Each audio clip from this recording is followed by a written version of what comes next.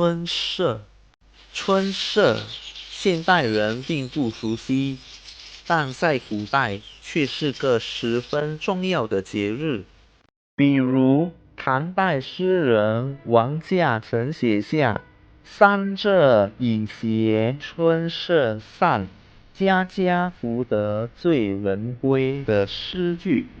宋代大诗人路遥更记下当时社肉无离，社酒浓，相宜膜拜，祝年丰收。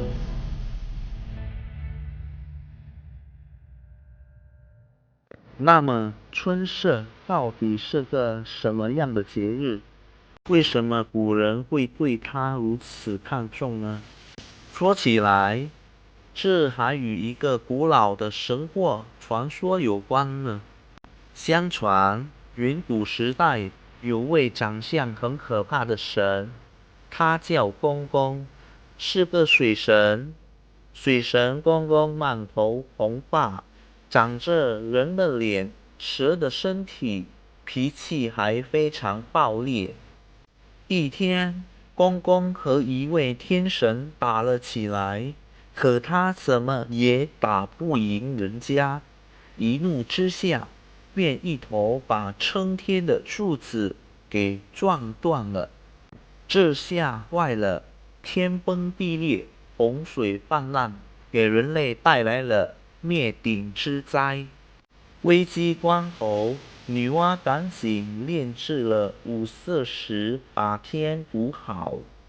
公公的儿子勾龙见父亲闯下了这么大的祸患，心中十分难过，便又想尽办法把地上的裂缝填平了。皇帝得知勾龙的行为后，十分赞赏，就封他做了一个叫后土的官，专门负责丈量管理四面八方的土地。勾龙工作认真，富有仁爱之心，所以深受人们爱戴。后来，他便被人们尊为社神或土地神。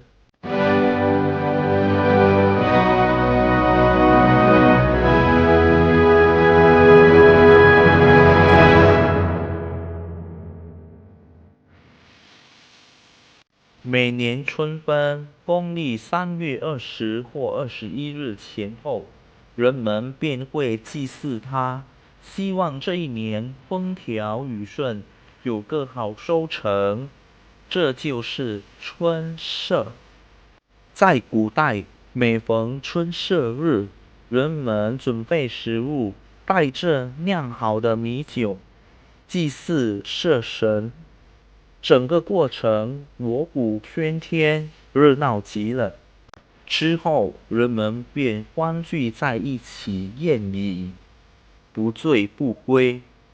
于是就出现了路遥和王稼在诗中所描述的社肉如林，社酒浓，家家福得醉人归的景象。这样的场面还真是让人无限向往呢。最后祝大家春社快乐！